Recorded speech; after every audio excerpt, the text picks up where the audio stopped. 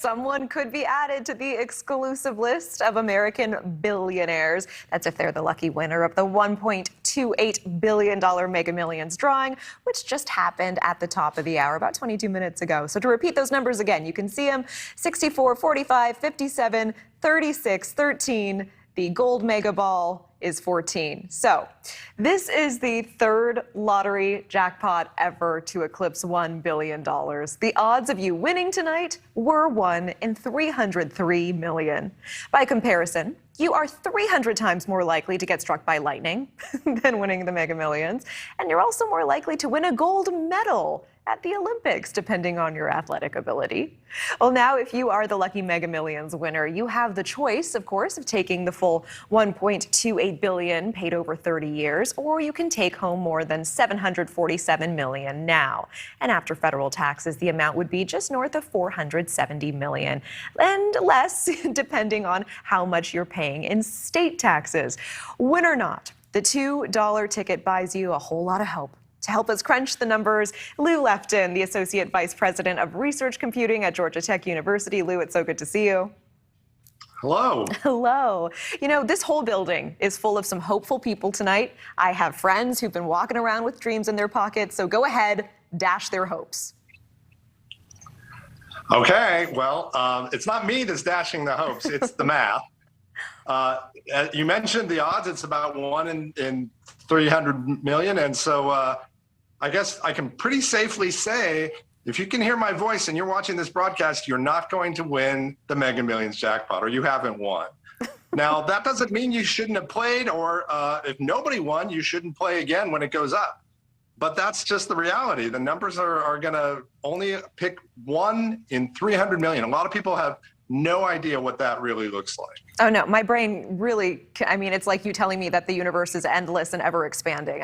My brain has no idea what that really means. But I can give you a good example. Yeah. If you want to have an example of how that might look visually. Sure. So imagine you have $156,000 in pennies. All right, that's 15.6 million pennies.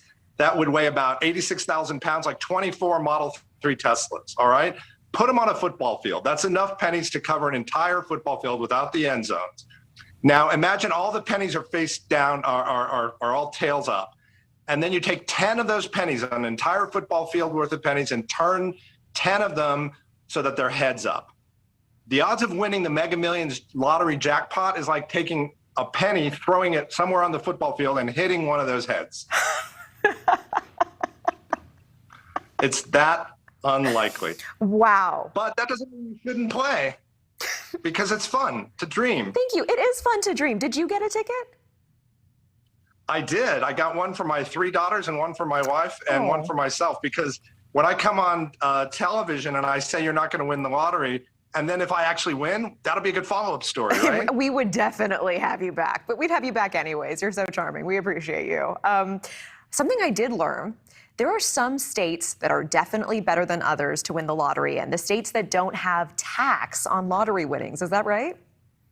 That's absolutely right. A tax is going to eat into your final bank account. So let's say, you know, Texas has no taxes on lotto winnings. Could I get my friend or family member in Texas to buy a ticket for me and still claim my winnings with no state tax if I'm in another state? Well, it's a good question. I'm a mathematician, not a lottery expert. Like really trying to get every single little answer out of you. No, that's okay. That's okay. You know what? The tax isn't going to be so you get 470 million instead of a little bit more. Yeah. You got a lot of free money. I don't think you're going to be worried about taxes. That's Actually, you got to worry about your health. There are a lot of studies that show that people who win the lottery actually don't live as long and don't remain as healthy. It's stressful, and it's so you know. Do you think it's the stress, or do you winning. think it's just like being in a bathtub of hollandaise sauce, being fed like endless brunch? Is it that? Because that's what I imagine. Probably a little of both. Okay. You know, you don't take up skydiving until you're a billionaire, right? Oh, I see. Well, back to the math. You know, a lot of people pooling their money together, and especially workplaces, families like your family, you know, buying multiple tickets. Does that actually increase your odds? No. Oh.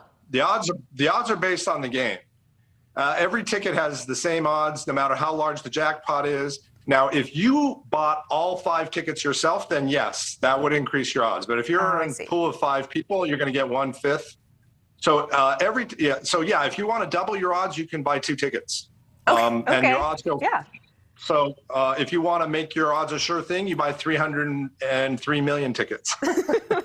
Okay, so we're almost out of time, but we hear you're a mathematician and a comedian. Give us your best math joke.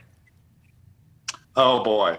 Well, I had my 3 daughters. I told you the first one was a regular pregnancy. The second was twins. So then my wife and I had to stop because we weren't sure if it was an arithmetic or a geometric progression. Boom.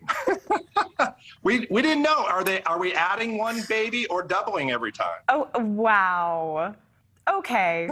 I need to go back and study, I think, to get your punchlines. But, Lew Lefton, you made me laugh. You made me laugh throughout. Thank you so much for your time tonight. I appreciate you.